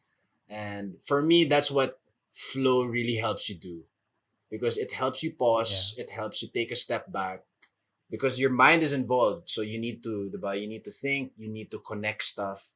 So when that happens, it's things get a bit better, man. Things are a bit like more enjoyable, no matter what activity. And I've been experimenting with different Yeah. stuff, like I'm cleaning my room, like doing different stuff. I'm making laba, freaking washing. Yeah, Yeah. just like random stuff. Like, how can I You have to do enjoy some this? novel things, no, to sort of activate. Like, Yeah, well, you have to do sort of not novel things, but new things. So your yeah, brain yeah. also just like, oh, this is new, and you can get into that You can, flow you state. Or can. it might be something that you've been doing. Like there are times where I'm doing my day job and I'm not in the flow, and there are other times where I am. Yeah, yeah, for And sure. it's interesting how that also leaks to things that you wouldn't necessarily associate with flow, like typing on a computer, Yeah, or doing, let's say, some of the mundane tasks of work. yeah, You can get into a flow state with that too. It just takes a lot more focus, I yeah, guess, and yeah. the intention has to be there. You know, Definitely, man. Yeah. but that's fascinating. So you have the animal flow, but then there's also the rope flow. So how was the rope flow invented? Because it's very cool. It kind of relates to what you do with music, because you can play music with it Yeah, you along can. like, at the same time. So rope flow, So how is it invented? yeah, rope flow was kind of like the brainchild of one of our mentors and colleagues. So his name is Arman Bahakan. He's the founder of Rope Flow Philippines, and also he was our therapist. Because so as much as we loved animal flow, we did it so much, and sometimes with excitement, your form can get a little bit off. So I hurt my wrist, just because of like doing it a lot, and learning this move that I wasn't executing so well, no? So I remember going to him. He runs a gym at Commerce Center, and at, I think, in Pasong Tamo, Focus Athletics. So We taught animal flow there as well, so we would teach there, and then we'd see him after our classes and be like, hey Sir Armand, like, could you check out my wrist? Like, it's feeling a little tight. So, and he'd be like, oh, grab this rope and start doing these rotations. I'm like, oh, cool. So I Mm. started doing some wrist movements with the rope, because you got to rotate the wrists to get the rope moving, and it felt really, really good. And I was like, wow, what do you call this? What is this? Isn't the jump rope? Like, we're not jumping it. Then he was like, I don't know, rope flow, like that. So I was like, okay. So this guy invented it When you ask him if almost. he invented it, he will say he just founded Rope Flow Philippines, and Okay. because we didn't invent the moves, so we pay Yeah. tribute to WEC Method. They're from San Diego, California. We pay tribute to them because they were the guys who made the program, and within this program, there's a part called rotational movement training. So it's about rotating the body, and their main argument is most of the day you're not rotating. You're moving forward and back, you're Mm. moving up and down. That makes Most sense. of the Yeah. gym movements, squat up and down, bench up and down. It's all in this plane or this plane. Up and down, side to Mhm. side. He was like, many people don't realize that the body's meant to rotate. Exactly. So Yeah. you'll see it in like in boxing, In everyday mixed martial life, you're art. Yeah, rotating. exactly. We're Yeah. walking, man. A walking is a rotation, man. So Yeah. what's really cool is these guys made it a part of the program, so they call it rotational movement training, and it was highly dependent on the rope practice. So they were the ones who Mhm. introduced that, hey, we got this rope. It's weighted, so it's not your usual jump rope. There's more weight. And the reason for the weight is it aids with your body rotation. Because a jump rope, Mm. as light as it is, you can jump it. Once you skip it, it feels great. But when you start putting in some body movement, it's a bit hard to recruit the body because it's so light. So you'll end up just moving the arms like that instead of getting the body rotation. So there was a reason behind the weight of the rope. So we were like, oh, that's very cool. So these guys were pushing for rotational movement training, but the type of stuff they would do is they would get a pattern. So let's say one pattern, and they would probably like workout style, man, like 40 seconds on, 20 seconds off kind of interval. So you're working out, Mhm. diba? Or for example, 2 minutes of movement, parang ganon. So they did it workout style, training type. What made ours a little bit more unique was our founder was like, okay, why don't we connect these moves? Because they can be connected into a Mm. flow. And not Okay. only that, but expand the library. Like just keep Yeah. on expanding. And what really helped us with that is when a flow arts guy joined our team. So flow arts, the guys who are into fire dancing, poi spinning, Oh yeah. that's The guys in Boracay. yeah, and many more. Those who spin lights, who fire, and all these crazy tools. The sword swallowing. Yes, yes. So That's probably not no, related. that's more like magicero na ata, dude. But yeah, a flow arts practitioner and a yogi joined our team, and man, he helped take things to the next level. So, he helped us expand the library, and essentially now rope flow has become this thing where you learn the basic patterns, kind of like the ABCs of animal flow. You learn the basics, and the Mhm. rest is yours. The world is yours. The flow is Yeah. yours, and it's you can develop your own style. So in a way, we're inspired by animal flow in a sense that we're promoting that sense of community, that sense of uniqueness. Like we always tell people, it's your flow, it's your style. Everyone is gonna Yeah. flow differently, So our founder, together with the rest of the core team, so we call it the core team, our team that we work on together, we essentially got ropes. We found ropes, a supplier. We started assembling ropes, and then we started putting it out there. We made Like with the Rope Flow Philippines brand Yeah, and we yeah. made a few graphics, just us really, a few social Yeah. media pages, and yeah, our founder did most of these things, and it was just so cool for him because he's not the most techie guy, but we saw him really like just the willingness and eagerness for him to learn because he's so passionate about sharing the rope. Like if you asked him, he'll be like, I just wanted I just wanted kasama to do this. Like, parang that's what he'll say. Yeah. And then, and we were one of the lucky businesses in the pandemic that, and we got, in a way, it was a blessing for us because people became open to trying out a different type of workout, and at the same time, we were a blessing to these people because when they were locked up in their homes, we provided us a different way for them to move. So Correct.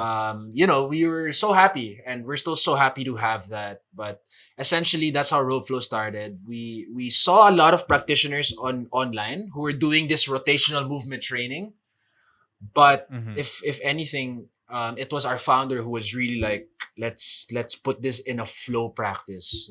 Like, it's not just about the patterns. You can flow them, you can expand them, Yeah. you can own them. So whoa, that's when, So he was the one who really connected the dots. yeah. And Yeah. what's so And cool he is, saw the yeah, aspect of the he flow saw and just it. put it together. And for him, at the start, it wasn't really even about like the flow practice. For him, it was just like, Filipinos love to dance. Like that. That's Yeah. that's That's true. that's like, you can't deny. We dance. He Yeah. was like, We dance, we sing, we yeah. He was dance. like, Having the musical element too is yeah. He was important. like, when Magellan came, he saw a bunch of tribesmen dancing. So that's in our blood. So Yeah. we were just like, okay, that's exactly why we need to push this flow. Kasi, we wanted people to like, parang you're working out, but you're playing it with a song that you like, and you're expressing your body movements. So Yeah. in a way, we pioneered that. So we don't own any of the movements, and in fact, we always pay tribute to WEC method. And the the Mhm. the biggest way we did that was we joined their certification. So Oh wow, we nice. we emailed them and we're like, we're gonna join your certification. And then when we were there, we were like three from Rope Flow Philippines. So they were like, oh, it's the Rope Flow guys. They were kind of like, oh yeah. So we were. That's It was so dope. dope, and in a way, we got their approval. Because parang to them, it's like, hey, what you guys are doing are cool. Like, this is really cool because Yeah. their WEC method is a program, and they do more than ropes. They work with human movement and different types of training. So for them Mhm. to see the whole rope flow movement was really cool. We got their support, we got their approval, and we told them, yo, we're always gonna bring back to you because you guys made the patterns. They essentially made the ABCs. They're the ones who made the Yeah. patterns. We borrowed the patterns, we expanded this library, and now we have a community of different local provinces and areas and international, all thanks to our founder Wow. Armand. He started messaging people, like, because when Roplo Philippines was made, different pages started popping up, like Rope Flow Mhm. Australia, Rope Flow Japan, Really? yeah, Rope Flow Singapore, Wow. Rope Flow Argentina, and then Armand would message them, hey guys, like you can use this logo, this font. Like, it was so cool. It was like a collaboration. Like, Wow. if you need help, Very if you need organic. help finding ropes, we will try to send to you. But if you're in and if you're Yeah. in Argentina, it's too far. I'm sure you can find ropes there. Parang ganon, it is Yeah. becoming. We'll trade your beef for our ropes. Oh man, I love some of that beef. But yeah, it became this whole sense of community. And locally, we have different communities. We have a community in CDO, we have in Pampanga, we have in New Valley, and like Quezon City. Wow. There's so many. That really exploded, huh? Like in the Yeah, pandemic. It yeah, really yeah. just took Really, off. really took off, and we're just yeah, we're grateful now that people were willing to try it, and at the same time, Yeah. it helped people. So it's really this like energy exchange. So we're just like, man, it's so inspiring for us and for them. It's so wild. It's so Yeah. cool. And you were tapping on it earlier, but having that sort of form of expression within a sport, and within this workout, why do you think that's so essential? Right. So because especially of the times, it has become even more essential to kind of just like allow the body just to let go, man. And the rope does that for you. And we always tell people, like, get the rope and live in the movement. That's like our line, our tagline. You live in the movement. You literally Hmm. flow state, diba? You're there Yeah. and regardless of what your style is, whether you want to go for the hard reps and set a timer, or you're the type to play a song, whether it's a fast or a slow song, or you're the type to really shake your hips and really dance it off. Cause Do a split. yeah, man, it's up to you. And what's so cool with that is the rope is your tool, but it's also your partner. So many people who Mm. have, they're a bit on the introverted, shy type, they're not the type talaga to post, to express, but the rope gives them that confidence. Parang, uy, I can do these patterns. I feel good. Yeah. And then they start filming. Uy, I look good. This is great, So there's that. There's Yeah. that sense of validation. There's that feedback. And at the same time, they're actually moving the body. So it starts to feel good. They're getting that rotation. The spine's moving, the Mm. core is moving, everything is moving, the shoulders. People with frozen shoulders started telling us, oh, my frozen shoulder is healed because they're repetitively Oh doing wow. this movement thousands Yeah. of times without them noticing because they're too busy doing dancing to BTS and the rope, or or something like that, man. Yeah. So it's really cool. And then some people won't even play music, man. They'll just do it in nature and listen to the birds, and then their captions are like just letting go, parang ganun. And you can really tell people are everybody's got their own battles, man. And the rope Yeah. is a way for them to just live in the movement, yeah, Release. release. Yeah. So yeah, it's been so cool to be a witness of the community because we're witnessing so many different flow styles develop, and at the same time, parang Yeah. we can see na, oh, he's going through that or she's going through that, or parang, ah, okay, we're there for you. Grabe, support Yeah. talaga, support. You really built a community, like whether it be your boogie crew. It just seems like a common theme with you and what you do. Like your boogie crew, your animal flow community, now your this rope flow community. Like, can you tell me just a little bit about building a dedicated community like that? Man, that's that for Ange and I, and even for me personally, that's really the foundation of everything. Just that sense of togetherness, of a collective vision, and just like support. For me, the support, and Yeah. especially now. But the reason why we always did that is, in a sense, I guess parang we were lucky that what we were doing also attracted like-minded people. So, because Mm. it could have very well been na parang we attracted, bad vibes and like the wrong people and something Yeah. could have happened, but it just so happened that like-minded, similar energy, it attracted them. And when this community came, organic, as what you pointed out kanina, organic, natural, it had this trust with each other that we got each other's backs. We're gonna support each other whenever we express, whether it's through music, through movement, or even just like Just hanging hanging out. out, a conversation. But Yeah. what a lot of times the conversation isn't easy, especially nowadays. Online stuff, most people would prefer live, diba? Live conversations is Yeah. always, it's still nothing beats it, live connection. But Yeah. the movement and the music, they're able to kind of help people get that sense na parang, oy, we're together in this, and we'll support each other. Yeah. So in a way, us providers of that music or the movement, for us, our energy exchange is giving back to these guys, like when they hear our music or when they try the different movements that we're preaching, we straight up see a change in mood, a change in, like, a change in disposition. They're Yeah. suddenly a bit better than they were, and for us, that already means a whole lot. And even more so that Yeah. it can kind of become our job. So it's given a lot of purpose in our work and in what we do. Yeah. So community has done that for us. It's given us that support for each other, continuous inspiration, Foundation. and purpose. More than anything, purpose talaga. Like whenever we meet as Yeah. rope flow, we're like, what are we all about? It's really the community. Yeah.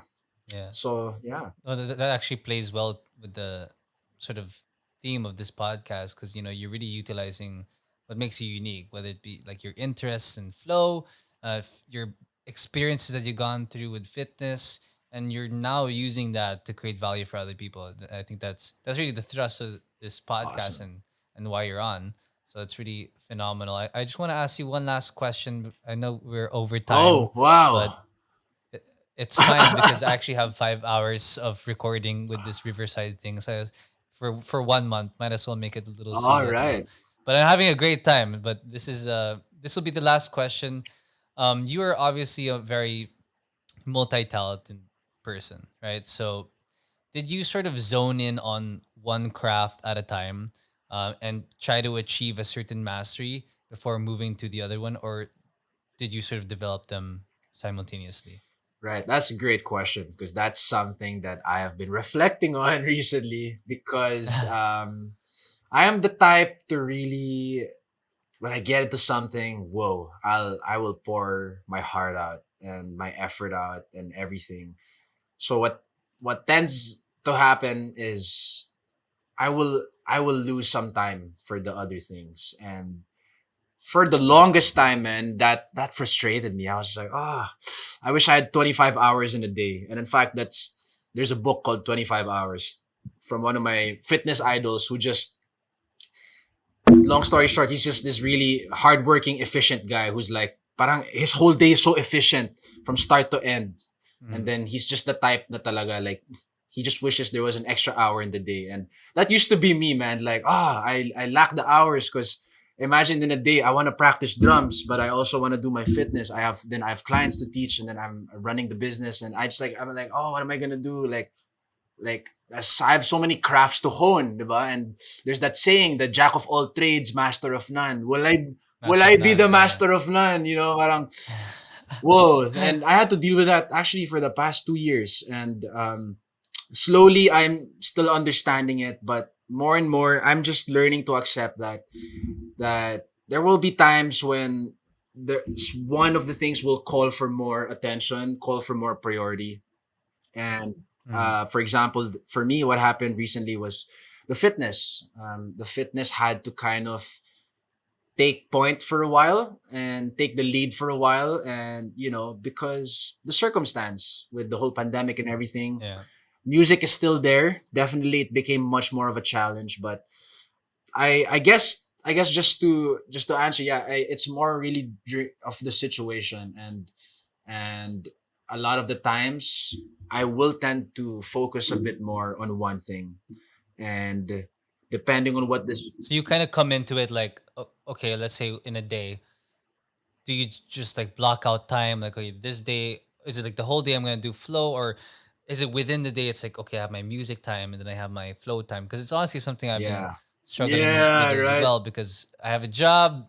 I'm relaunching this podcast and other stuff too. So it's hard to balance certain things, especially when you like them all. Well, I wouldn't say I equally, but know, man. you really have a passion for whatever you're doing. So it's really difficult to master. Is it just a matter of scheduling, do you think? Yeah, man. Or So scheduling, yes, it can work, but I remember like just being so tied up and caught up in a schedule that if I don't stick to yeah, it, it's like, oh, like I get yeah, you beat yourself yeah, up, right? man, I Yeah, get so amped up. And then that's why I really read Flow, because that gave me a yeah. new perspective. And Flow literally taught me like what is there for you now at the present. If you maximize it, it's gonna make you super happy. So there are days now Yeah. when I won't be able to drum, and I'm gonna be okay with that because Mhm. I did other stuff. Maybe I trained more clients. Maybe I spent time teaching rope flow, and I spent time teaching breath work to people who are feeling anxiety and depression. So, like for me, it's like, okay, at least I know that the drum take took a back seat, but he's there. I'm gonna bring him Yeah. to the passenger seat soon. Like he's gotta come back. Like, Mhm. Uh, so it's just a matter of who's driving the seat. Like they're all in the car, yeah, they're so all it's in the like, okay, we're car. going to. I brought Like they all take turns. Yeah, it's like a road trip. Okay, you drive for the man. first 4 hours, and I'll take over. Yeah, and I'm just gonna accept the fact that I'm not gonna be the best drummer in the world or maybe the best animal flow instructor or best rope flowist, but I can be the best at that time when I practice Yeah. it. So if I practice my drums, you bet it's gonna be my all in attention. 1 hour of practice, it's got my full attention. Right.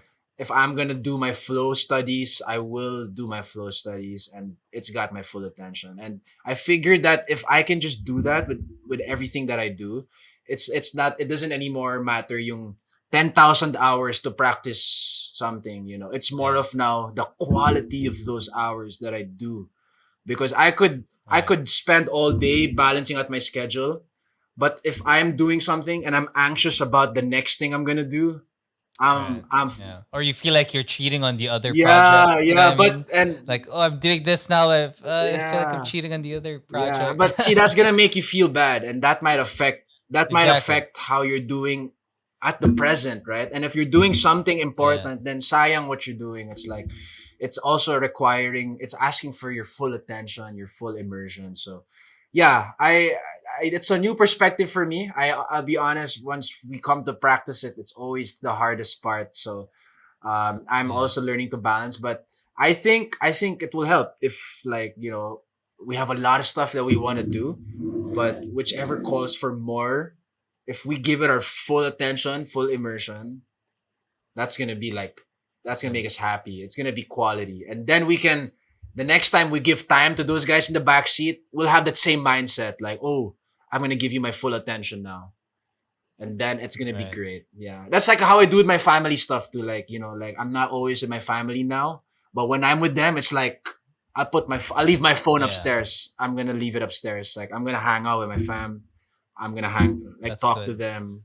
And that's a very rare mindset, you Very, know, yeah, nowadays. yeah, People are just so hooked on their devices. yeah. So it's really fascinating to see. And, we're talking about being multi-talented and, the anxiety that comes with, shit, am I going to be a master of none? But I think that, the fact that you've gone through, and might I say, very unique practices as well. I mean, drumming has been there before, but animal flow and rope flow, and, this is what makes you you. And, it's a very interesting combo. And I think, again, you're creating a lot of value for others and, capturing some of that value as well, right? So, and you're doing it with purpose and flair. And yeah, man, it's been a really great conversation. I'm sure there are a lot of golden Oh nuggets man. that the audience can learn from. And you're Mr. Flow, bro. You're Mr. Flow. And it was a great Thank you, conversation man. with you. It was a great flow session with Oh you. yeah, that was a flow Um, session, man. It's been an hour and that was hard. 45. Time went by. It was hour 45. Wow, dude. Thank you for that, man. Thank you. I really appreciate Yo, you thank you. I being on. appreciate this, dude. Thank you, Joey. Individual collective, man. Much support to you guys. You guys are doing something really cool here, you know, featuring different people, what we think are insights, energy exchange, and just, yeah, the thrust of putting more value in other people's lives, dude. Props to you guys then, man. Yeah. So thank you for having me here.